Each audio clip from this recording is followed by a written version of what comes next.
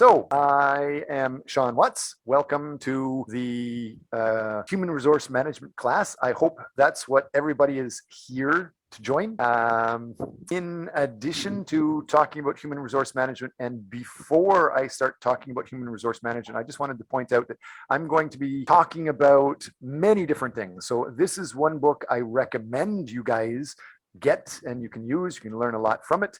But I have a lot of other things that we're going to be going through in addition to these YouTube videos teaching this stuff. We've taught this before. You can go through the old class videos at any time.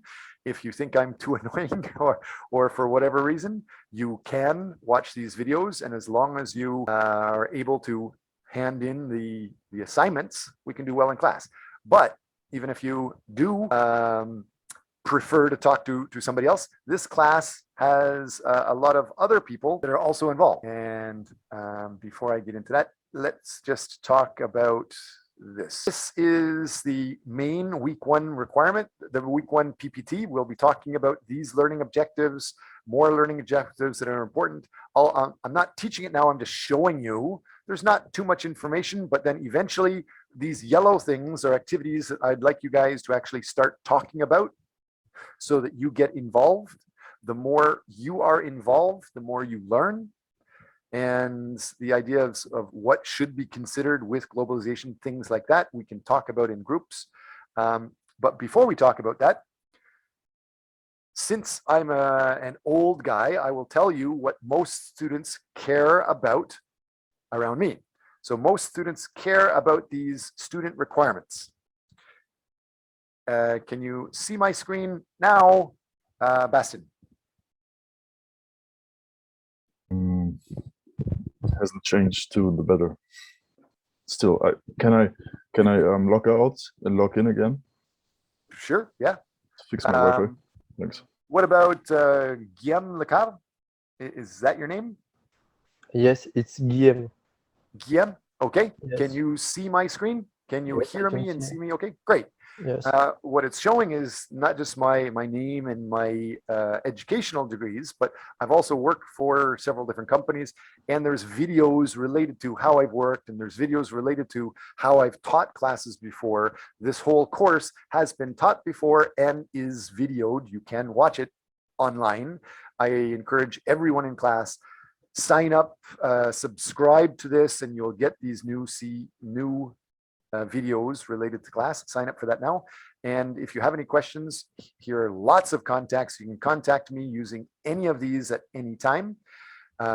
With coronavirus, it's best to plan to get in touch with me through Facebook or WhatsApp or Kakao. I'm not going to be in the office unless we really need to, just for safety.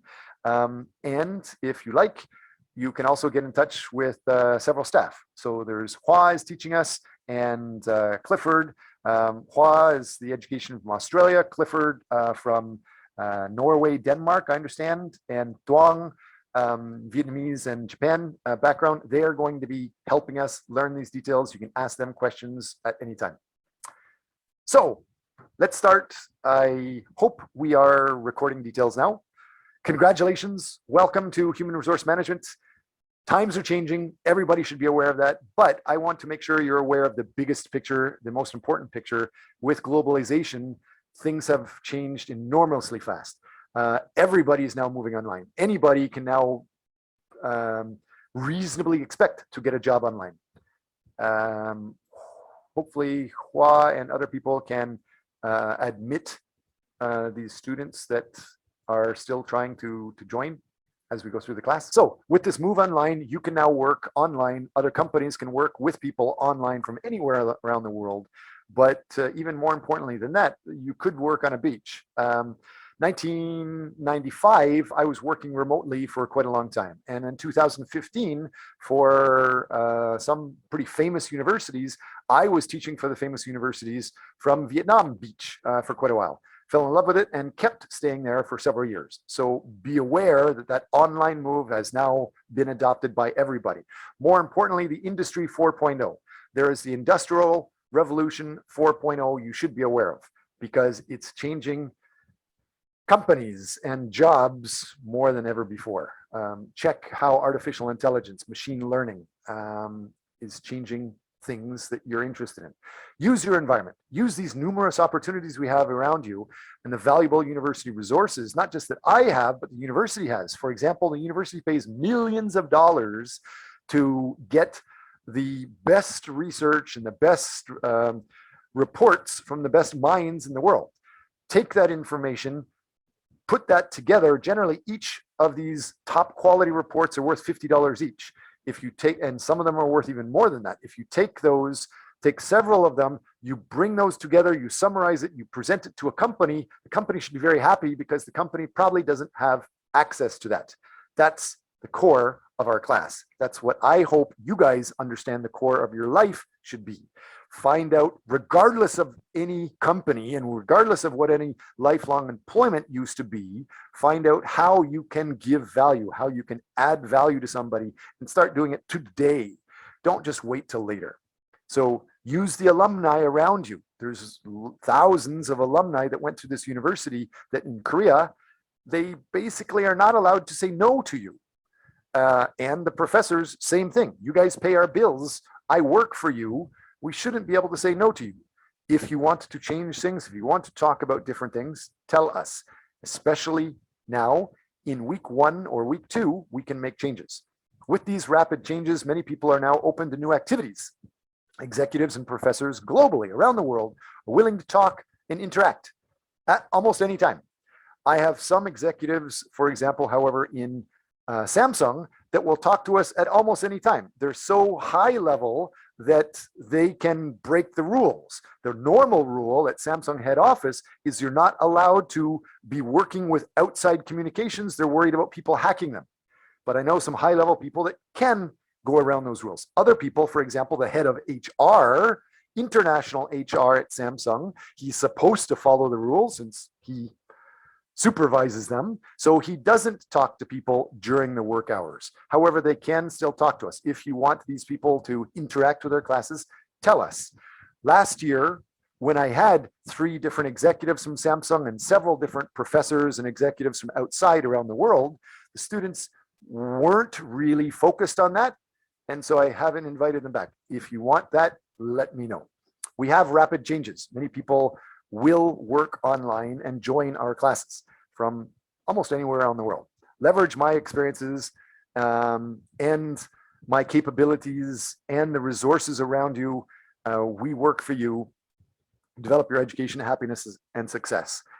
You should be aware that almost everybody talks about HR, and then they talk about work, and then they talk about a 40-hour work week or a 35-hour work week. Maybe some places in France, there's people talking about 35 or 36 or 38 hours is what most people should be working a week. Well, I will teach that, but I want you to also understand that's nonsense. That's crazy. Everybody that's human has 168 hours per week. Some people like Elon Musk and Jeff Bezos, they say they work nonstop. And it's not a joke. I also teach finance and investing. And if you're not earning money while you're sleeping, you're doing it wrong. So you should be able to think about that. There's 168 hours per week. 40 hours is what many people say is normal. And then if you have a regular sleep schedule, 56 hours of sleep, you still have 72 hours remaining. Use that. Start thinking about what you're doing with that. It doesn't have to be torture. If you can enjoy something and get paid to do it at the same time. So start developing while you can. These are the marks. Yes, you can get 100 marks in class, 10 marks for attendance, 10 marks for participation, 15 marks for you needing to do 80 marks for doing a group project. And in addition to the general 80 marks for doing the project, you have to start and introduce why is it important in week 3. That's worth 15 marks. And then show what other people are saying about it, what other research is saying. What's the background research about your project? Why is it important? What other people say, that's worth 15. And then start doing some sort of surveys or methodology to justify your stuff is valid. It's not just your idea. You prove your idea is good, and you can start doing surveys. Week 6, you can start doing your plan. And week 7, you can start showing your plan or showing all of this stuff together. Then week 8, we have off. There's no exam, no midterm exam. You're just sharing what you have found so far. In week 8, you have already researched and surveyed some people. You've made mistakes. Hopefully you will make lots of mistakes just like me, and then learn from those mistakes, and then go contact a company in week 8 and show you're valuable and present everything in week 12, 13, or 14 at the end. If you want more help, of course I will help you, but we have a teaching team of several other people that will teach. Hoa Nguyen is one, Clifford Omondi is another, Thuong is another. So we have several people that can help, but there's also many different links. This file that I'm showing you is right here, bit.ly class requirements, how to develop a project or how to develop a paper. You don't need to write a paper, but if you do, there's bonus points and it's easier to get the top marks that way. And so all of these things are explained here. Am I clear so far, Pia? Yes, actually, so we have to write companies and ask them to connected to the survey. I didn't quite understand that. You don't have to. Let me jump forward a little bit and explain the thinking style. This is the thinking style. We need to do our student work, and you need to write a paper, or more specifically, you need to develop a research project for our class, period. That's all you need to do. It can be anything. It has to be anything related to our class topic. That's clear. You can do it any way you want. You can negotiate with me and tell me, Professor, I think your suggestion's crazy or not good for me. I'm going to do it this way, and maybe I will accept it. However, I have quite a lot of experience, and I just want to share what I think is smart. So I suggest you plan to do research about human resource management that relates to a company you want to work with in the future. That's what I'm talking about. So you try to research HR with that company. Maybe you show this local company could learn from some other company around the world. Maybe learn from a company in London, or learn from a company in New York, or learn from a company in Brasilia or Santiago, Chile, or wherever. Maybe this company can learn something from them, and that's all your project is. That could be good enough. But if you do want to work for a company, for example, Samsung, then yes, start by surveying students around you to check your survey is okay. Start by surveying other workers around you that you can, maybe by having a LinkedIn survey or Facebook survey.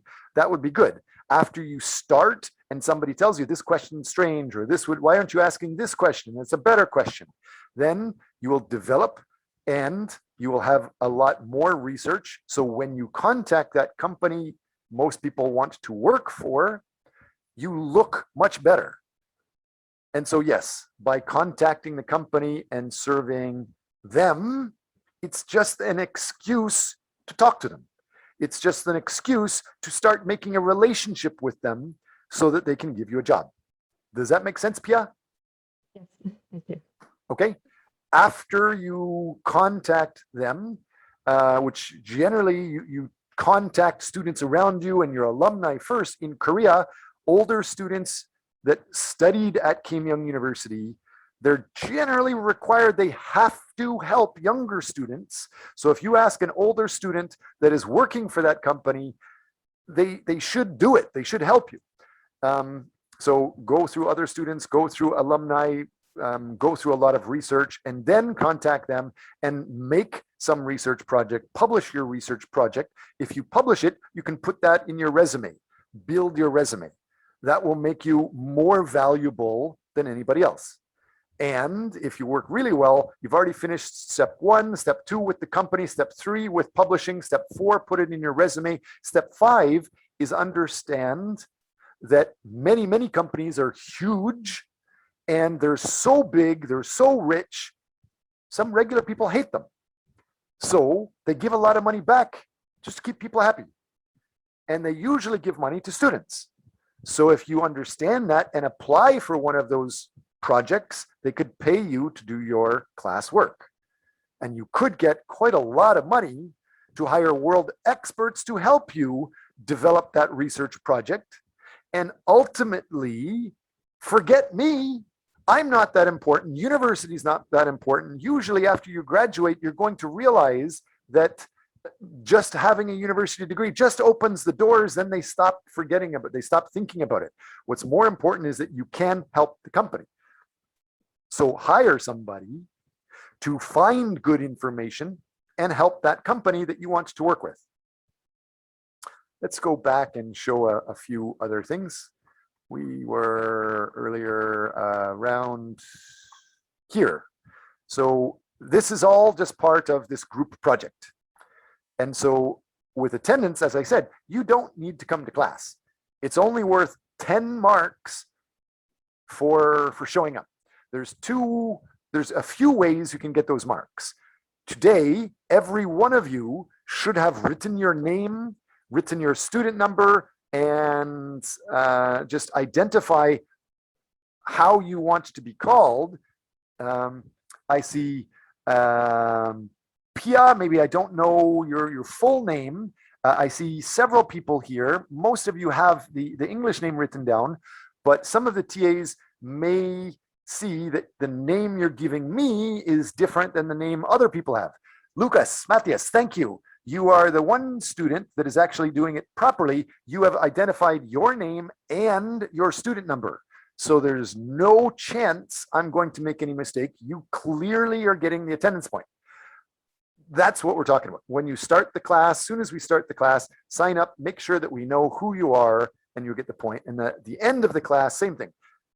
Make a couple of comments about the class when you sign out, when you say goodbye, and you get the attendance points. That's the attendance. If you are active and showing things in class, you can get the participation points, which are generally the same. And you should understand that the weekly topics, although I can teach it and will make sure that it's taught, I would like you to help talk about it. Because I'm an old guy, I want to hear what you are interested in, so you can use one of the classes to talk about something you find interesting about that weekly topic, and that's the participation points. You do not have to attend classes. You can share some of that stuff in our class Facebook page. Next, with the group project. Again, I've already talked about in the third week, you need to introduce it. Fifth week, talk about what other people are saying, specifically the reliable stuff. You have to have reliable information. If you don't have reliable information, nobody should listen. You can have information from CNN. You can have information from BBC or Facebook or Wikipedia, which may not be checked by world famous experts. And so it may not be reliable. But that stuff is new. So show new information too. And then one way, the most popular way, is by surveying other people to identify what people think about your topic. Week 6, show me your survey plans. What are your survey questions? Who are you going to survey? How are you going to survey? Make sure you do it sort of properly. The class will help you with that. Week 7, you share your draft presentation of your project. What is important? That's the intro. What is the background? What other people are saying? And then you're going to get experience. So in week 8, you share this stuff with the company and you start looking good, and we'll explain that. And then week 9, you talk about what you got with the company. And week 14, that's the deadline for sharing everything with the class. Intro, background review, survey results, conclusion, reference, at least 7 to 10 reliable, respected Scopus articles. In addition to that, how can you share information? We are in 2021, 2022, everybody is working online, everybody can work from anywhere in the world, so you don't need to have an office, you don't need to walk in and show me an actual book, you can show me online, and that's the way I want you to work. So I want you to learn how to manage people, to develop human resources with technology wisely. And so we should be learning to use Google Drive. All of our class is on Google Drive. All of our files are on Google Drive. You should do the same. Make a Google account and then see with your Gmail, there's a Google Drive area where you can make Word files, PowerPoint files, make a folder that's just for your project and share access to the DrSeanWatts.teaching Gmail so we can be an editor and help you, give you things, give you advice. And that's what we're going to be talking about. That's the main focus. So week 3, you understand, introduce it. Week 5, give the background, what other people say. Week 6, 7, 8, that's for your survey details, from what's your plan to how you can present everything to how you start surveying with friends and employers. Week 9, you start showing final results. And the final results for everything, final presentation of everything must be done before the end of week 14, ideally in week 12 or week 13. This is how. Most people in the world, especially in the social sciences, do the respected, reasonable, reliable work this way. They identify some topic that they care about. Whatever you want to do your project on, tell me why it's important. You can't just start saying, I want to research human resources. Well, you need to tell me why. Why do you care? Why should I care? Why should the world care? What's the background of it? Be very specific, not general. Don't just say human resources. And then in week 5, show that you know what other specific people have already found out about it. Maybe somebody else already taught the world exactly what you're trying to do. So check, find out what the other writers are saying and show that background literature. Ideally, we can do the methodology in an acceptable way, but the simplest way, and I don't want to make the class difficult, is just I start surveying people and share the survey results. Then you show what you found. Don't make the mistake and guess the survey means this, because your guess about what the survey person said is different than, many times, it's different than what they actually said. So you show what they said, and then the conclusion or the discussion, that's where you interpret what they actually said. And so that's what you're talking about. And everything must be referenced properly.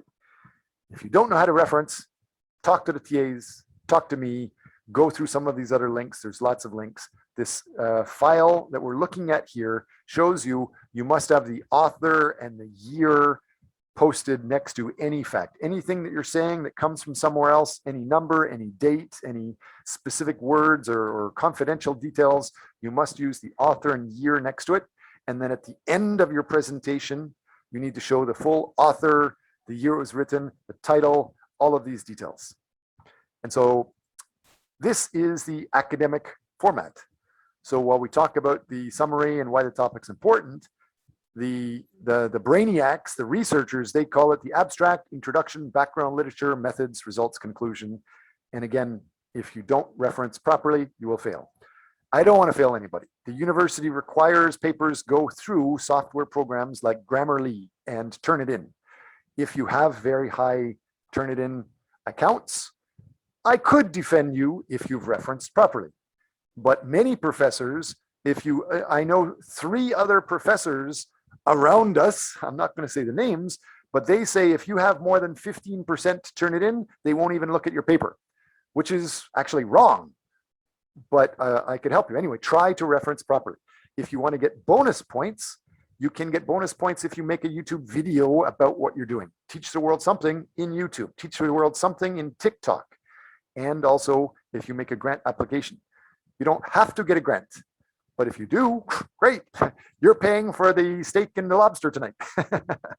All you need to do for class, for bonus points, is just show me you're thinking about it and how it could relate, how it's possible with just the application. Next, we are talking about human resource management. I am just one old guy. I am suggesting one possible style of teaching, one possible style of evaluation, but it can also change. If you have a better idea, if you have a different idea, a more up-to-date idea, you can suggest it, as long as you suggest it before the end of week 2 or week 3, maybe the class can follow that new style. Otherwise, you're all going to just accept what I'm saying is best. So the class is yours. Take control of what you're doing. The best bosses have the best people working with them, and just get out of their way so they can do wonderful things. Same thing for class. I am showing you a variety of materials and a variety of ways to learn about HR by getting you involved. If you have some other ideas, you can suggest something better. What is good? What is reliable? What is respected? That is not argued. Blogs, Wikipedia, many people argue and they'll say they're garbage, they're shit, they're not reliable. So in our class, you can use them because it's new information. It's what somebody's saying now, and that's a fact. Whether it's true or not is different, but somebody is saying it, so it's new. You can use what people are thinking and saying now, but you must use reliable, trusted things, and they might be old, but it's definitely true and reliable. And so the world's best is the Web of Science, but the easiest and most reliable is Scopus. So use this SCI science magazine or journal website, and that will show you what is the top ranked versus second ranked, third ranked, fourth ranked, and anything that's ranked at all is good in this website. These are examples. What is good for marketing, what's good for international business, what's good for international management, including human resource management. These are the world's most respected journals. The Academy of Management, #1 and #2. And then these others. And after you go past number 13, you come to Forbes, Fortune, Harvard Business Review.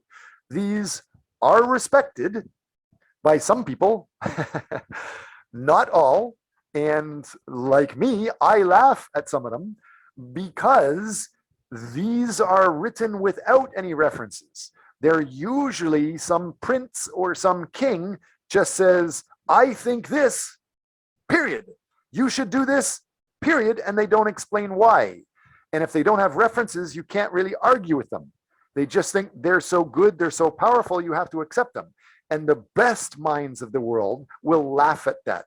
So you can reference them, but it's better if you replicate some good, respected journal article that has references.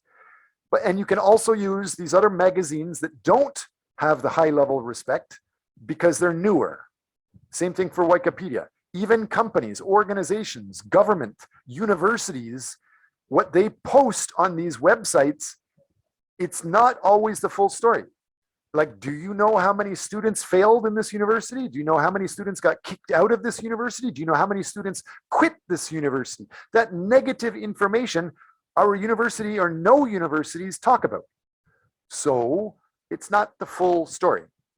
These peer-reviewed details tell you the whole truth, the facts. So use some of both, lots of both, and at least 10 articles that are these reliable details. How? Reference. Whatever you use, wherever you find information, you need to say you're getting it from somebody else. Otherwise, you are a crook, you're a criminal, you're a thief, you're stealing intellectual property. So write down who gave you the information, the author's last name, first name, the year they wrote it, the title of their story, the title of the journal or the magazine or the book or the website, and then the website or the DOI. These are examples of how you reference. Next, how to start your paper. First of all, start by just simply find an article you love. Why are you taking this class? Why do you like this class? What do you want to do in the future? And start researching about that with some connection to our class. You can't just talk about ballet dance if it has nothing to do with human resource management. So make it overlap and it should be okay. It's best if you then do a lot of research about that, respected research, find an article that you really like, maybe an article talking about human resource management practices in Europe, and then you can copy that same article style, copy that same article format, and just change it for Korea Or if you want to know about how it's done in Argentina, talk about Argentina. Or if you only want to know about Costco or in Samsung, you can focus on that. This student paper is a good example. They found an article written for Europe. They modified it for Korea. They modified it for a company they want to work with. They updated information, and now they have an amazing article. That's what I want you to do. At the bottom of this slide, in red, usually you don't write in red because in Korea, you are considered dead or going to kill somebody, or somebody's going to die if it's in red. But here, the importance, this is what good student work should look like around week 7. Find a folder of materials, share that. Find the beginning of your presentation, start sharing that. So these slides, some of you already know how to use the library online. If you do, we can skip it. If you don't, ask questions. This shows you how to use the university library. Why is this important? Because a lot of these books and journals are worth millions and millions of dollars, especially Scopus. Not a journal, but every story is worth generally $30 to $50. So if you get many of them, that's valuable. Learn how to find them, learn how to download them, learn how to share that information, learn how to find a respected publication, and you write the same type of thing, same style, same format, you just change some of the focus, and it would be great. Keep the same abstract, the same type of keywords, the same type of introduction, and you just change things. Like this paper researched a lot of what other researchers saying about social media, and then the student used the same thing, but these yellow highlights are new highlights about social media in Korea, or social media specifically for L'Oreal Cosmetics in Korea. And as long as you add a little bit to it, as long as you change a little bit of this paper, that is okay. Some people may argue, but I'll fight to protect you. It is okay. It's the easiest way to start. So, each one paper. Solinda, how are you today? Solinda Cheng, can you hear me okay? Hello, yeah, I can hear you. Did you hear from me today about how much it costs for one story to access and read one story, a Scopus story, or was that not clear? Did you say 15? Not 15, but 50 US dollars. Yes, from $30 to $50 each story is the norm. That's normal. Yes. So one story is very expensive, except you guys paid university tuition. You already paid the university. That's where the university uses your tuition money to pay a lot to the library. So the library is very complicated, very expensive. The library can give you these, download these articles, $50, another $50, $100, $150, $200. So $100, $200, $300, $400, $500, $600, $700, $800, almost $1,000 right here. Put this in a folder, share that with me, email access to the teaching team so we can help you develop that, and then start preparing to present that PPT with the class. That's your whole project. Period. Done. Finished. And if you actually write the paper related to that, which is the same information, it's easier to get top marks. And since each one of these things are very valuable and they're from the most respected people in the world, and you're writing for some company or an employer, giving access to this folder to a worker in the company or the director of the company or the vice president or president of the company, they should be very grateful because those company workers probably do not have access to this. They're not paying millions of dollars to have access to these things. So just take this information and present it to your employer. That's $1,000 that you have summarized of the best ideas in the world you can give to an employer. You don't have to wait in line for a job. You just start sharing that stuff, and the executive should be happy to learn how to work better, period. So, Thomas Lefol, did I say your name correctly? Thomas, are you here? Or are you sleeping? Yes. Great. No, I'm here. Can you guess what this red line means? Can you tell me what this red line means? This is a line of people attending to a job, I guess. What does it Mais mean oui, specifically? I don't know, c'est un peu différent. How can you explain why it relates to our class? I don't really know, to be honest. Good, thank you. I really appreciate that you say that. So yes, almost everybody is probably trying to get a job, including you, including all of the students in our class. But if you just wait in, sorry, this technology, I am actually pointing at the screen, and I guess you guys can't see, I'm pointing at the screen. Anyway, if you are waiting with these guys waiting in line, you have hundreds of people waiting in front of you to get a job. It's not smart. It's not efficient. It's not the most intelligent ways to get a job. The best ways to get a job is to make a relationship with the company executives. If you know them well and they know you well and you give them value, they will give you the job. They don't care about the other people's resumes. Some people say with HR management that a job advertisement is actually garbage because the top executive already knows who he's going to hire before he does it. Not all the time, but many people say that, especially in Asia. So again, try to find these research papers and present that to the top executive. Show him that you are giving him a lot of good, valuable information. He will like you. And he will give you time to talk to him and tell you about possible jobs before these other people, and maybe before the job is even advertised.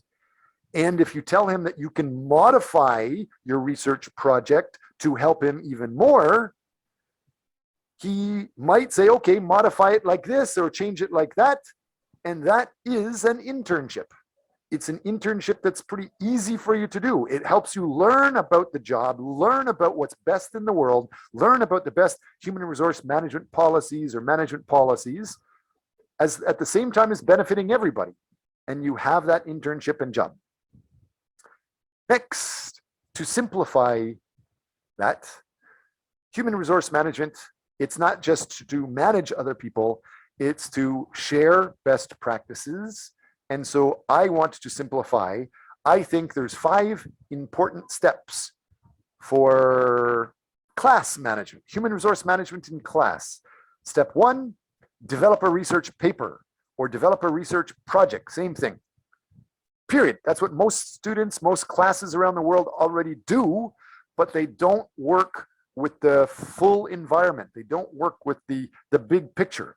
I'm telling you to do step 1 with a company. Focus your project on a company you want to work with. Before you talk to the company, research the company. Before you go meet people in the company, talk to people that have to help you, like friends, or like me, the teacher, or the teaching assistants, or your university alumni. This university has, I don't know, hundreds of thousands of people have already gone through and graduated. And in Korean culture, they generally, there's a special relationship with that. How many Korean, do we have any? Oh, Kwan Taeyong, can you tell me, first of all, are you Korean? Yes. Great. Do you understand what I mean by a senior or your university alumni and you have a special relationship with them? Do you understand what I mean? No. You understand that you are maybe the class of 2021, but maybe 2 years ago, somebody already graduated from KAC, somebody already graduated from Kakao University, and they're already working in that company. You understand that? That's possible, right? So in Korea, that person that graduated from our university, they're considered alumni. Do they have a connection to you? If you ask them a question, is there kind of an unwritten rule that they should help you? Do you know about that? Most people in our group are not Korean, so they might not know Korean culture. I'm asking you to tell our other classmates, is there a Korean rule that other graduates from our university, should they just completely forget about the university, or do they have to keep helping other students from the same university? Did I talk too fast? Do you agree that other graduates of Kim Young University working in a company, they should talk to you, they should help you? No. No? Okay, well, it's true. In Korea and in China and in Japan, it's part of Confucian culture. You should be helping people part of your group.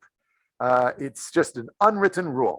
If you find anybody went to the same university that you're studying at, they are connected to you. You should be able to talk to them. They should be responsible for helping the university as long as they're alive. And while you're still here, there's an informal arrangement. They don't have to, but there's an expectation that they help you. So ask graduates, ask alumni about the company first. And then once you're prepared, give that valuable information to the company so you look good. And you can help them. And then your report, your paper, your project, you can publish that. And that would help the company also. After you publish that, it will help you put that in your resume or your CV. And that's step 1, finished, 2, finished, 3, finished, 4, finished. The next idea for working extra smart is knowing that there's huge, big, successful companies that are so big, some people hate them. Some companies are so rich, like, where is it? I can show you here. Apple, $2.1 trillion. Microsoft, $1.88 trillion. Some of these companies, Amazon, Alphabet, which is Google, $1.5 trillion. They're so big, they always give money back to other people just so they look good. And they usually give it to students. So if you know about that and ask some of these companies following their grant guidelines, they might pay you to do your classwork. And they may pay you lots of money to hire other people to help you do your classwork. And all of that may be designed to help a company that you want to work with. So you can get paid to help a company that you want to work for. I hope that's very clear. How about Tobias Hom? Did I say your name correctly? Yeah, that's right. There's 5 steps. Which step do you think is most important to you or most interesting to you? Oh, I think getting in touch with the company, as those are like really important network connections, and this is your entrance to maybe a new job and all that. So Right. I think that's pretty important and pretty cool to have that. Absolutely. And surprisingly, that's wise work. I think it's wise work, but most classes, most teachers in the world don't require you to do that. They just tell you, write a paper, write a research project about a textbook. Well, I'm saying no, don't just focus on our class. Don't just focus on the textbook. Do number 2. And if you do number 2 properly, you just submit it to a paper. It's almost no extra work. If you do get it accepted by like a student magazine or a student journal, which should be very easy, then you can put that in your CV. And when you apply for a job, number 1, you have a connection with them, so you're friends with them. Number 2, your CV, your resume is better than somebody else's resume. So that also helps you.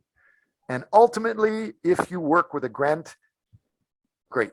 Last question. What about Zachary? Zach, if you asked a company for money to develop a project to learn about the best ways to do human resource management with the coronavirus situation, how much money would you like to get? Any number. Can you hear me? Yes, I can.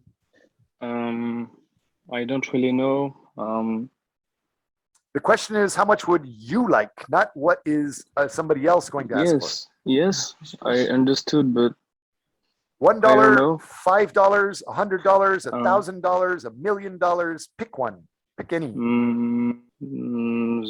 As much possible. I don't know. Well, no. put a dollar sign on it. Maybe $500 or Great. So $500. If we something like that. now, okay, fine. So what I'm trying to teach you now is when we are working with human resource management, you may have an idea. You may want to do certain things. You may want somebody else to do something for you.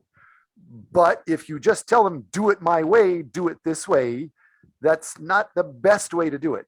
The best way to do things is to do research about the other person. Do research about that other company. What does the company need to stay open? What does the company need to survive? What does the company want to get done? And then find some way that there's overlap, there's mutual benefit. So everybody probably knows Bill Gates. You should be aware that Bill Gates is giving away more than $50 billion, and a lot of it is designed for grants, giving away $50 billion with a B for grants. So if they have to give away $1 billion, if not $50 billion, and how much did you ask for?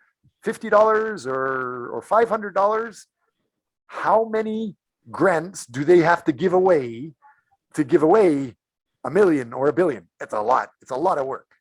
So just think about that. That grant manager, Bill Gates, doesn't give the money himself to every applicant. He hires somebody else working Monday to Friday, 9 to 5, to go through the applications and give the money away, right? So that other person has the job. He's supposed to give away millions of dollars. If you ask for a small amount and somebody beside you asks for $100,000 or $1 million for the same type of project, if you're both just as respected, if your ideas are both similar, if he gives that $1 million to somebody, he's happier because his job is almost done, right? He has to give away $50 billion. So don't forget that. That's a great example. You may want a certain amount, but it doesn't really matter as much what you want. Make sure you understand what the other person wants.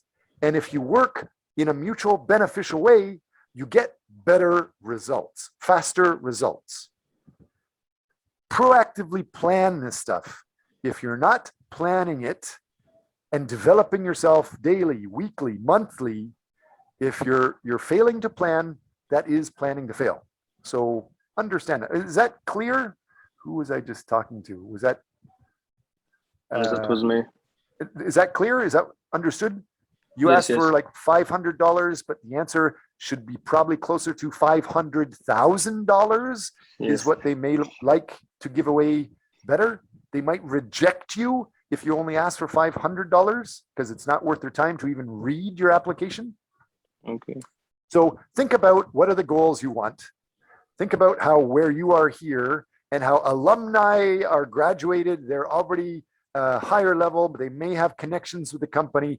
Talk with the alumni, find out who are people that could introduce you to a higher level on your ladder to success and your dream goals, and interact with them. Use our class and our class activity of developing a project and surveying people, use that activity to network with higher level people.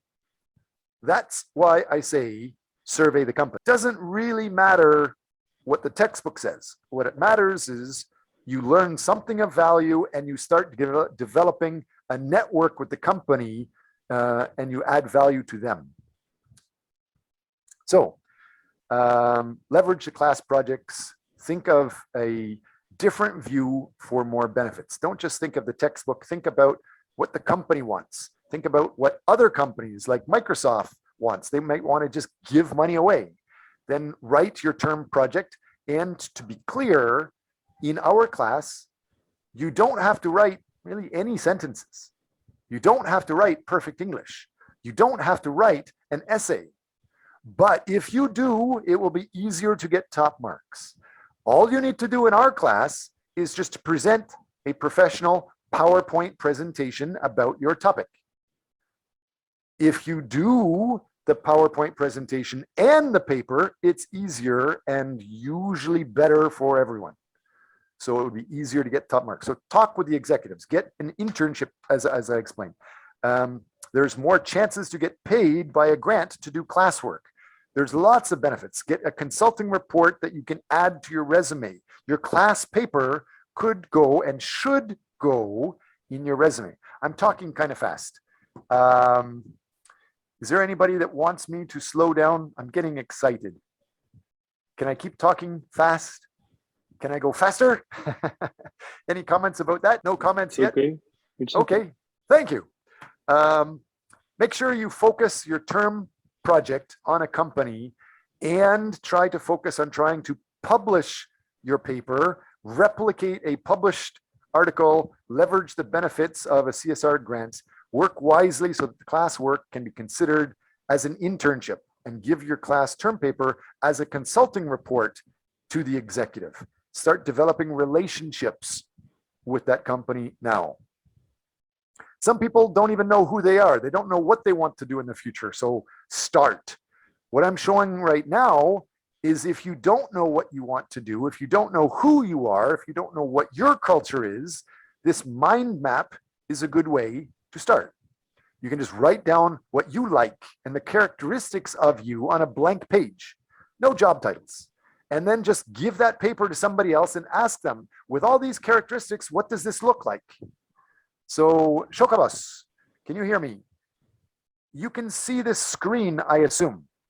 Can you tell me what does this job, or sorry, what do all these characteristics of the human body and the brains and helping people, what job matches this? Actually, in my personal opinion, they don't have to help another people because of the reason if they help another people, they cannot take any opinion by herself. Therefore, they don't have to help another people. Okay, thank you for clarifying this. The mind map is it's a tool to help identify your career that matches you. And so what I'm showing you on the screen now is me. This is something that I wrote when I was 14 years old. And it was true. I like helping people. I love the brain. I love the human body. When I was 14 years old, the reason why I love the human body is because I thought it was very sophisticated. I thought it was very mysterious. I thought it had the best challenge in the world. Understanding how to fix the human body or understand the human body, that was the biggest, most interesting challenge in the world. So I wrote that down. Notice I did not say any job. So I'm asking you, these words on this paper, Mr. Moon or Mr. Lakar, can you tell me what job do you think matches what you see on the paper? Actually, I was thinking about the detectives. The details? Detectives. A detective. Okay. Because sorry. Okay, maybe. So the human body and the brains, okay, learning could be. Good, thanks. What's another one? Mr. Lakar or Shram, Bastian, can you guess what? Yeah, to me this sounds like a doctor. Good. And if we check on the other side, that's exactly what I found. Other people wrote down on my file, I should be a medical doctor. So I actually went through medical school and I was studying chemotherapy for a long time, but then I realized that I don't like certain things. So learn how to manage people initially by understanding who you are and who they are. Are there characteristics matching them? Many, many times when people have problems at a company, when they have problems doing a job, the reason is that job doesn't match that person's characteristics. And if you do something that doesn't match who you are, there's going to be misunderstandings and problems. So I started as a chemotherapist, and only after I started, then I realized it's also important to understand what you don't like. So I wrote, I don't like sick, dying people. And so then I realized that more important than the human body was understanding living people, how to negotiate and manage other people. And so I started doing international trade, international management. And so that's what I'm doing now. So what I'm telling you is if you list your characteristics and then switch the paper over, then people can guess some sort of job or career that might match you. It's the simplest, it's basic, it's baby step one. This other program, Human Metrics or 16 Personalities, these are much more advanced programs to do the same thing. Like this humanmetrics.com, this website, it's designed after Carl Jung and the Jung typology profiler, or the Human Metrics Jung typology test, the Briggs-Meyer test, MBTI. If you start researching into MBTI, which we will learn quite a bit in our class, you will learn that there's only a few different types of personalities in the world. There's only a few different types of characters in the world. If you understand what type of character you have, you can understand what types of jobs match you. And if you understand your boss, what character he has, and what communication style he has, what learning style he has, you can better communicate with your boss or your teacher or your wife or your girlfriend or your boyfriend. So learn these things, and then they will also help you identify what job is a good match for you.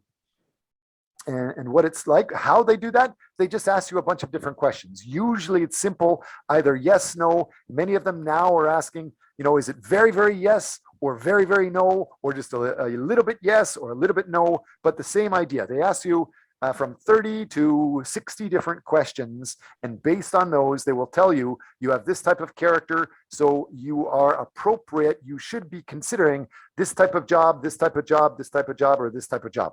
These other jobs probably will not match you. That will help. Now that we know what our own culture is, we must understand that we are working in Korea, surrounded by Korean people. What is the culture of Korean people? Or if we're going to work in an organization in Korea, what is the typical expectation of Korean people managing an organization here? And so this is not my idea. This is facts based off of a lot of research. This compares hundreds of different hundreds of different countries around the world. And so this identifying Korea actually is almost exactly the same as El Salvador and Venezuela. They have almost the same culture. And they're very different than United States, for example, and almost the opposite of Denmark. Is anybody here from Scandinavia? Norway, Finland, Sweden, Denmark? That culture is almost the exact opposite of Korean culture. As we can see here, purple is El Salvador, green is Korea. Purple, green, almost the same. Purple, green, almost exactly the same. Purple, green, the same. Purple, green, almost the same. But blue, very different. Blue, very different. Blue, hugely different. Blue, big difference. Blue is Denmark. And again, orange, United States, still also very different. So when you're managing people, understand people do things. They think differently. They work differently. They react differently. What is the Korean way? The Korean value is to have one of the highest uncertainty avoidance characteristics in the world. It has very low level of tolerance for uncertainty. That means they have usually very strict rules, very strict laws, very strict policies and regulations to keep them happy. Well, let me announce now that, surprise, surprise, I don't know if you can see how beautiful I am, but I am not Korean. So to help Koreans, I work in almost the opposite way. To give you international management experience and international human resource management, I don't follow strict rules. I'm very open. I will generally tell you the target of what we're trying to do and then step out of the way and allow you to do almost anything you want in class. Same thing for work. And feel free to ask the teaching assistants, they will tell you. Sometimes it's good, sometimes it's very, very difficult, but it's a learning process to understand when you're working with these other people. So we also have to understand collectivist versus individual, or masculine versus feminine. That generally means career aggressiveness versus relationship focused. And power distance is talking about how much do you accept that power is different. For example, a top executive of Samsung, maybe they will think they can get away with murder or get away with breaking the law, but a regular person society can't. And so that idea is related to power distance. Korea is one of the most uncertainty avoiding countries in the world. I'm not saying it's good or bad. I'm just saying that is a possible characteristic of Koreans. It maintains usually rigid codes of belief and behavior and is intolerant of unorthodox behavior and ideas. There is an emotional need for rules. So when I first came to Korea more than 25 years ago, I came and I was working for Daewoo, and there was a problem with Daewoo. I'm still, close friends with the president of Daewoo, but Daewoo has been basically dissolved. And so I started working and looking around for other companies also. I was walking on the street in Seoul, and one of the most beautiful companies, one of the most beautiful buildings I saw, I didn't know what it was. It was just a very good, nice, attractive building. So I just walked in, and there was a front door man. He saw me. He saw that I wasn't Korean. And in 1995, there was almost no other non-Koreans. So he didn't know what to do. So I just walked straight to the elevator and I went to the top floor. And he was like, I just walked by, and I walked right into the office of the CEO. It was really funny. Nobody stopped me. They didn't know what to do. And the CEO was like, also. And so, who are you? What are you doing? Who sent you? My name is SeanWatts. Who sent you? SeanWatts. Well, no. Who sent you? What company are you with? I'm just with SeanWatts company. And so the CEO started talking to me. And since I already had the master's degree in education, international management experience, I started telling them that I could help them with international management, understanding what is expected. So just by walking in, since the CEO and almost every other worker in that building at the time, they had very high uncertainty avoidance, they avoided contacting me. They just they watched me go wherever I wanted. So I'm not saying it's good. I'm not saying it's bad. I'm not telling you to do it. I'm just saying observe what other people do, and then you can work with that better for mutual benefit. Let's go on to the next slide. Know what's happening around you. What this is talking about is realize we are in an incredible time of change. Yes, coronavirus is just one part. Well, what is any one of you? We have 17 people in our group. Somebody tell me, what is another life-changing, world-changing event now? In the 1400s, we had the invention of the printing press. So people started making lots of books so you could learn more. But a lot of the books were shitty quality, bad quality. In the 1663, we started to have the world's top quality, most reliable journal. Then in relatively recently, we had the telegraph, and then the telephone. 1930s, we had the telephone. And then just recently, we started inventing the internet and apps and things. So I'm asking you, what is changing now? What should you be aware of that is changing the world now? I believe that one of the important thing is a carbon neutral in the world. Okay. Climate change, carbon, yes, that is changing it. Great. What is another thing that's more directly impacting companies and our class of human resource management? Are you allowed to see me right now? Are you allowed to come visit me right now? Are you allowed to hug me if you like my class right now? I'm not trying to get sexual. That's different. That's like for 20 years, we're not allowed to be sexual and stuff. I'm just saying, are you allowed to meet me now? Is that not a change? What is changing now? The way people work together, so that they're like a lot more connected through the internet, and also like maybe artificial intelligence. Yes, artificial intelligence is a huge change that most people don't even know how it's going to change. But yes, some people say universities and schools are going to be disappearing very fast. Did you know that in Korea alone, I think something more than 1,000 high schools have closed in the last year? Like closed forever? Universities also all around the world, they're starting to close. Why? Why are universities and schools closing? Because Anybody? of the reason online lessons. Because I didn't hear you correctly. The reasons of what? Online lessons. Yes, you can learn things on YouTube. You can learn things through Coursera or through Allison or NPTL, Udacity, edX. Yes, if you can learn that stuff for free, and many of them give you a certificate that you've learned it, isn't that learning the most important? So that is one reason. So be aware that's changing. What else? The whole idea of coronavirus, the idea that people are now working from home.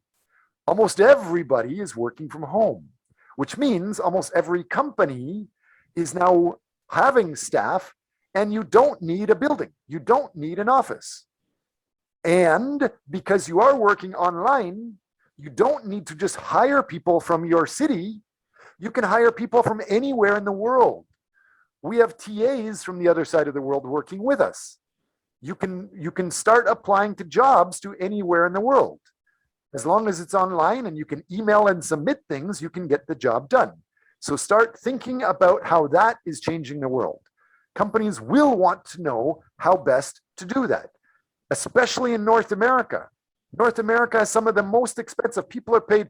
I know there's some cities, I'm from Canada, and people working at McDonald's, sometimes they're very respected, sometimes they're not respected. Some people might think, okay, congratulations, you have a good job. Other people might laugh and say, ha ha, you're working at McDonald's, it's a shit job or a bad job. Some people may say, but I know cities where those McDonald's workers are paid $30 an hour. $30 for every hour just to, sweep the floor at McDonald's. So think about how that's changing. Do you need to hire anybody to sweep your floor? No, not anymore. Do you need to hire somebody from your city for $30 when you can get somebody from Argentina or Australia to help you with maybe more skills for a lower price? Start thinking about how that's going to be changing HR management. And then that other idea that think big, think really big, think bigger than you think is normal. Many people think Bill Gates is the biggest in the world. Maybe Jeff Bezos or Elon Musk might be bigger, but generally he is the biggest in the world, most successful in the world, but that's wrong. Who is big Bill Gates? Bill Gates and Steve Jobs, they're known around the world. People are looking at them maybe like gods, but did you realize the big picture? They're born at the same time. And what is important is they were born when the personal computer started. They were born in a city, in a community that had the computer before almost anybody else on the planet. And they were able to continuously play with them every day. Because they did that, they had more experience with the personal computer than professors in universities. So they dropped out of university and they became super famous. So look at these big pictures. The idea of the printing press and the telegraph, the telephone, that internet, and now look at how people are avoiding contact with other people. They don't want to be in the same building as other people. They want to work online. They want to work with a laptop from anywhere else, maybe a beach in a different country. And realize that Bill Gates is still, he has a little more money than me, but he's still pretty small in history. Look back in 1837, Carnegie had, a $1 billion steel company. 1837, almost the same thing. 1835, 1837, we had JP Morgan was developing banking, steel, electricity.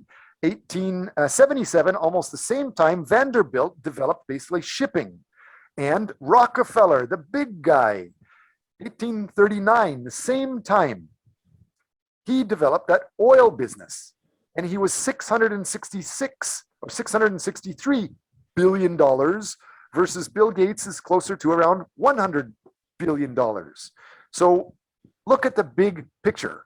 AI, machine learning, yes, absolutely. That is going to change the world around you. It will change shipping companies. It will change transportation companies. Hotel companies are changing incredibly fast. Universities, education changing very fast.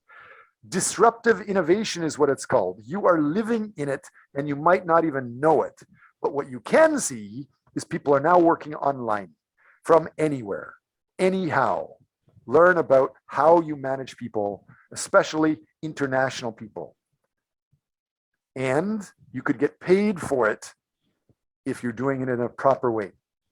Almost every graduate student in North America and almost every graduate student in Europe, they have to pay for their graduate studies by getting grants. How do they do it? They usually apply for educational grants, which are very complicated and very long, could be 100 pages for a traditional educational grant. But if you work with human resource management and understand the corporate companies' social responsibility grants, they just want to give money away in front of a TV camera or a newspaper reporter to look good. And so it could give very big returns. Start thinking about it. Companies, executives make a lot and they give back as grants. Think, dream, and go big. The idea of where are the assets? Who are the people working? How are they working? That idea of Bill Gates, Jeff Bezos, Elon Musk, they're the much smaller than the top 1% of the top 1%. And they own, I think what it was that they said, the top 8 families own almost 50% of the world assets, which means 50% of the world and the workers have almost no assets. So be aware of that. Try to think how to work with other people, who to work with. If you are focused on money, that's one thing to think about. How to get a grant. I'm not going to spend too much time on this. You don't have to, but you know Hyundai, you know Toyota, you know GM, Tesla, Ford, these big companies that have been around for a long time. Ford only generally asks 100 words, describe your university. 100 words, describe who you will work with. Who am I? Who are the other professors at this university? 100 words, describe the purpose of your project. You're trying to learn what's the best way to work with people around the world now with the online move and coronavirus. 100 words, why should you care? Because people are dying and that's the only way you can do it and nobody knows how to do it. Other than those 400 words, you just put in your first name, your last name, your email, and how much money you want. It's crazy. You could get a lot of money for this. And almost all big companies have these grants. From 3M, 3Com, American Airlines, American Express, eBay, City Foundation, Ford company that I talked about, FedEx, Merrill Lynch, Microsoft. How much do they usually give away? Usually they give away big amounts because they have to give away many millions of dollars each year. And so the typical grant in Vietnam is about $300,000. In Korea, it's usually $1.3 million. So here, 9 people got a grant in one area and it was worth $8.2 million. Where is South Korea? South Korea. Is it here? 820 people ended up getting $1.09 billion, which turns out to be about $1.3 million each. Versus in Vietnam down here, they're saying 400 people got $125 million for grants. So be aware of that and it helps you manage people better. Human resource management. The key is not just what's in your head. The key is what is happening around you. What is happening with other people around you? How can you work with that to be most effective and most efficient? So as long as you can specialize in something and add value to the class, I have to give you a high mark. But trust me, your marks are not really important. I gave many students last semester a 100%. And I'll do it again this semester because the university allows me to. Usually, you're only allowed to have like 1 or 2 students that might come close, and generally nobody's allowed to get 100. But I'm giving it now to use this advantage. So have some sort of abstract introduction, background, methods, results, conclusion that helps you and helps a company, and you will do well. Develop this lots and you will be very, very successful. This is how Bill Gates, the Beatles, Mozart all developed this the same way. You can go through this. Again, the presentations are already online, bit.ly/class requirements. You can see this anytime.